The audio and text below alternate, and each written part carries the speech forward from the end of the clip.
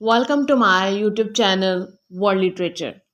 आज जो topic discuss करने वाले हैं वो है black boy by Richard Wright. Richard Wright जिनका मेमोयर है ब्लैक बॉय, आज हम इसको डिटेल से डिस्कस करेंगे। फर्स्ट ऑफ ऑल देख लेते हैं कि मेमोयर क्या होता है। मेमोयर जो है ये वर्ड लैटिन मेमोरिया से आया है, जिसका मीनिंग होता है मेमोरी या रिमेम्बरेंस, या फिर ये कोई भी ऐसा नॉन फिक्शन नैरेटिव हो सकता है जो कि ऑथर की पर्सनल मेमोरीज पर बेस होता है। इसको जो है वो बायोग्राफी एंड ऑटोबायोग्राफी की सब कैटेगरीज में भी जो है वो इंक्लूड किया जाता है। तो मेमोयर जो है वो जो ऑथर है, लिखने वाला है, उसकी जो पर्सनल लाइफ है, उसकी जो पर्सनल चाइल्डहुड मेमोरीज हैं, वो उनको शेयर करता है मेमोयर में। ब्लैक बॉय मेमोयर जो था वो 1945 में अमेरिकन ऑथर रिचर्ड राइट ने जो है वो पब्लिश करवाया था। रिचर्ड राइट ने इसमें अपनी यूथ की जो लाइफ है उसको डिस्क्राइब किया है कि किस तरह से वो साउथ में रहते थे, मिसिसिपी, अरकानास, टेनेसी, और देन जो है वो चिकागो में जो है वो मूव ऑन करके चले जाते हैं। और इनका जो लिटरेरी करियर है या फिर जो राइटिंग करियर है वो किस तरह से इस्टेब्लिश हुआ, एंड इन्होंने जो है वो कम्युनिस्ट पार्टी को फाइनली अब जो है वो ज्वाइन कर लिया। ये जो इनकी सारी जर्नी थी उसको इन्होंने ब्लैक बॉय में जो है वो शेयर किया है। फर्दर अगर हम लोग रिचर्ड नथानियल राइट की बात करें तो इनकी बर्थ हुई थी सितंबर 4 1908 में, एंड इनकी डेथ हुई थी नवंबर 28 1960 में। अमेरिकन ऑथर थे। इन्होंने novel, short stories, poems and non fiction जो है वो लिखा है। रिचर्ड राइट ने मोस्टली जिन थीम्स को अपने लिटरेरी वर्क्स में डिस्कस किया है उसमें रेशियल थीम्स हैं एंड अफ्रीकन अमेरिकन की 19th and mid 20th centuries में उनकी क्या कंडीशन थी एंड वो किस तरह से सफ़र कर रहे थे अपनी लाइफ में, किस तरह से उनको डिस्क्रिमिनेशन एंड वायलेंस जैसे एलिमेंट्स को जो है वो फेस करना पड़ रहा था अपनी लाइफ में। सो मोस्टली रिचर्ड राइट का जो लिटरेचर है वो इसी बारे में है।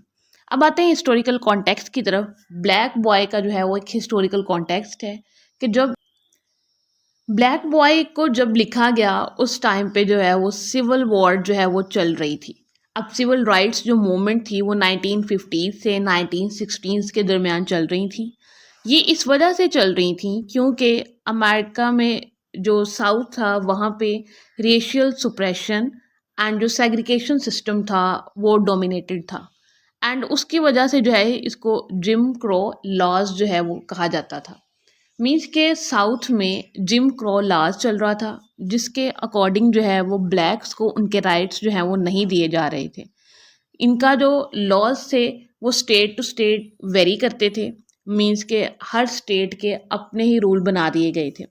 पब्लिक प्लेसेस पे जो है वो सेपरेशन की जाती थी रेस की बेस पर, एंड अगर प्राइवेटली कोई बिजनेस को ऑन कर रहा है तो वहाँ पे भी जो है वो रेस को बहुत ज़्यादा जो है वो इम्पोर्टेंट समझा जाता है। अफ्रीकन अमेरिकन को जो है वो डिफरेंट हॉस्पिटल्स में भेजा जाता था। डिफरेंट जो उनको वर्क्स दिए जाते थे कि फाउंटेन्स जाके बनाओ, या फिर उनसे लेबर वर्क लिया जाता था। पब्लिक बसेस के लिए जो है वो उन्हें बैक पे जो है वो सीट्स दी जाती थी। मीन्स कि उनको जो है वो फ्रंट लाइन पे आने का कोई भी चांस जो है वो नहीं दिया जाता था।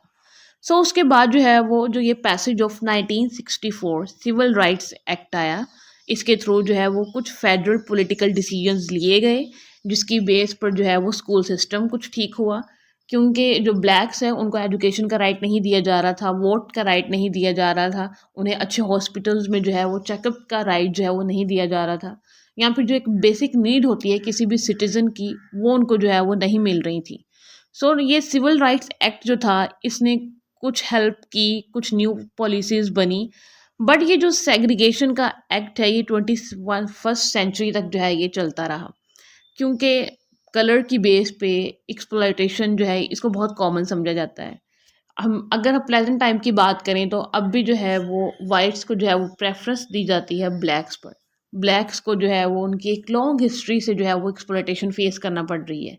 एंड ब्लैक बॉय जो मेमोर हम डिस्कस करने वाले हैं उसमें भी यही स्टोरी है कि वो कितनी जॉब्स को चेंज करता है, एंड अर्ली उसके चाइल्डहुड है उसमें उसके पेरेंट्स की डेथ हो जाना, एंड देन जो है वो डिफरेंट जॉब्स में जाना, अल्कोहलिक जर्नी। तो डिफरेंट ट्रॉमेटिक सिचुएशंस थी एक ब्लैक बॉय की लाइफ में। उन सबको जो है वो रिचर्ड राइट ने इस मेमोर में डिस्कस किया है, जिसको हम अपने नेक्स्ट लेक्चर में डिस्कस करेंगे। वीडियो को लाइक और शेयर और चैनल को ज़रूर सब्सक्राइब कीजिएगा। Thanks for watching my channel.